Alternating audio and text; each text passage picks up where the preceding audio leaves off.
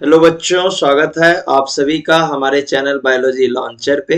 I hope आप सभी जहां भी होंगे हंसते मुस्कुराते और हेल्दी होंगे और हमारे इस लेक्चर को एंजॉय कर रहे होंगे। तो बेटा, जैसे कि लास्ट लेक्चर में हमने पढ़ा था किस चीज के बारे में, तो हमने पढ़ा था हिस्टोलॉजी ऑफ ओवरी के बारे में। दैट मीन्स कि ओवरी के इनसाइड में क्या प्रेजेंट है और किस तरह से प्रेजेंट होता है। तो उसमें हमने देखा था डे 12 को जब फॉलिकल्स कंप्लीटली मैच्योर हो जाते हैं तब हम उसे ग्राफियन फॉलिकल्स बोलते हैं। ठीक है, उसी स्ट्रक्चर को हमें क्या करना है, इस लेक्चर में एक्सप्लेन करना है ताकि आपका कंसेप्ट जो है बिल्कुल नीट एंड क्लीन हो जाए। तो चलिए स्टार्ट करते हैं आज का लेक्चर। ग्राफियन फॉलिकल्स के बारे में पढ़ के हम इसे करते हैं कंप्लीट। चलिए स्टार्ट करते हैं। एक एक चीज जो आपको समझ में आना चाहिए वो ये है कि आपका जो ग्राफियन फॉलिकल्स है that is the mature follicles. Okay, ये क्या है बेटा, ये है मैच्योर फॉलिकल्स, ये आपको पता होना चाहिए। अब इसके स्ट्रक्चर को देखिए, ये सेंटर में जो दिख रहा है ना आपको that is the secondary oocytes। Okay, ये है सेकेंडरी oocytes एंड उसके ऊपर में आपको देखने को मिलेगा एक मेम्ब्रेन। ठीक है, ये जो मेम्ब्रेन दिख रहा है आपको that is the vitelline membrane. इसको हम क्या बोलते हैं, वाइटेलिन मेम्ब्रेन। यहाँ लेबलिंग नहीं किया गया है, मैं आपको बिल्कुल डायग्राम ड्रॉ करके बताऊंगा। ठीक है, चलिए कंसिडरेशन कि ये एक वाइटेलिन मेम्ब्रेन है। ओके, ये है वाइटेलिन मेम्ब्रेन। तो वाइटेलिन मेम्ब्रेन और जोना पेलुसिडा के बीच में एक स्पेस बन गया है, तो इस स्पेस को बोलते हैं पेरी वाइटेलिन स्पेस। ठीक है, वाइटेलिन मेम्ब्रेन और जोना पेलुसिडा के बीच में एक स्पेस है, उसे हम बोलते हैं पेरी वाइटेलिन स्पेस एंड उसके आउटर साइड में जोना पेलुसिडा है। तो ये जो वाइटेलिन मेम्ब्रेन है यही सिंथेसाइज करता है आपका zona pellucida and zona pellucida के ऊपर साइड में ये जो येलोइश सेल आपको दिख रहा है, ठीक है, ये येलोइश सेल जो है वो ग्रैनुलोसा का ही सेल है।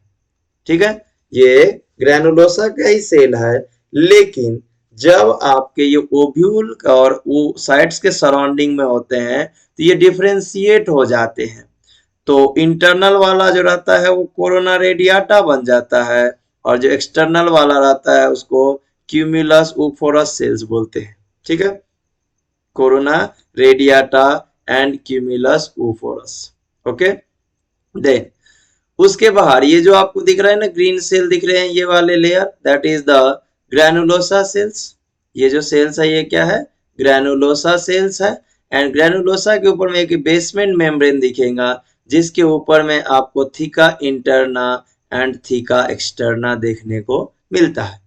यहाँ पे जो खाली स्पेस रह गया this structure is called antrum, जिसमें लिक्विड फॉलिकल्स क्या रहता है, प्रेजेंट रहता है।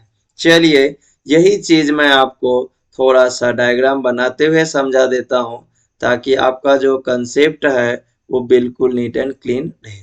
ठीक है, चलिए तो ये देखिए ये हो गया आपका सेकेंडरी oocytes।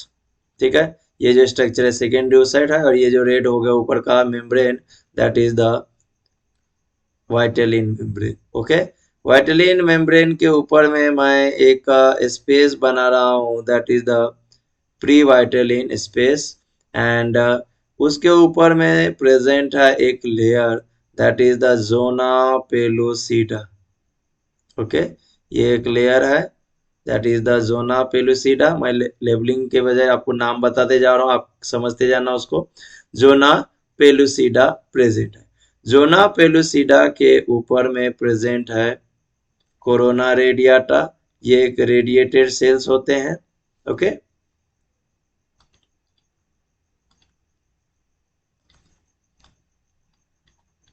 ये रेडिएटेड सेल्स है, मैं एक डायरेक्शन में आपको बना देता हूँ, आप समझ जाइए। जो कि एक हाइलुरोनिक एसिड के इसमें सस्पेंडेड रहता है इस तरह से।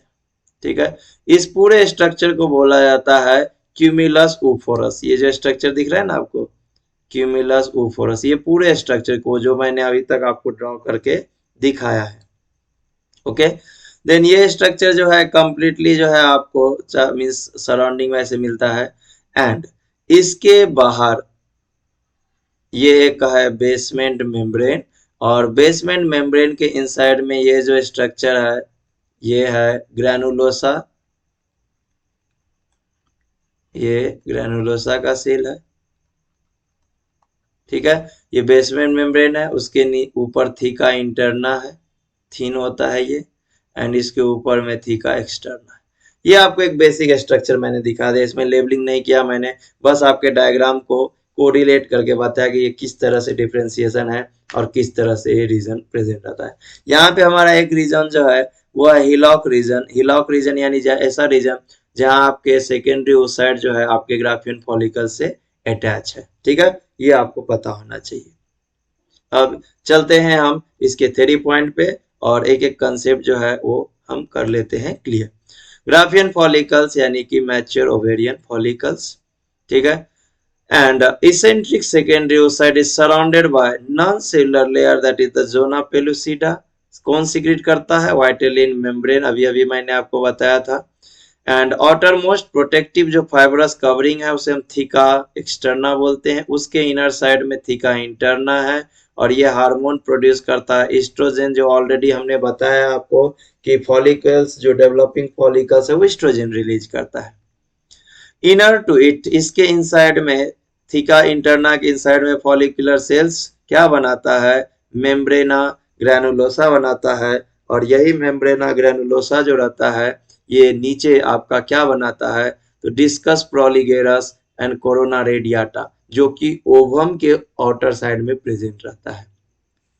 तो ये आपका सेकेंडरी oocyte का वाइटेलिन मेम्ब्रेन, इसके ऊपर में जोना पेलुसिडा, और इसके ऊपर में आपका कोरोना रेडियाटा, उसके बाद discus proligerus. This complete structure is called cumulus oophorus। ये आपको याद रखना है बेटा।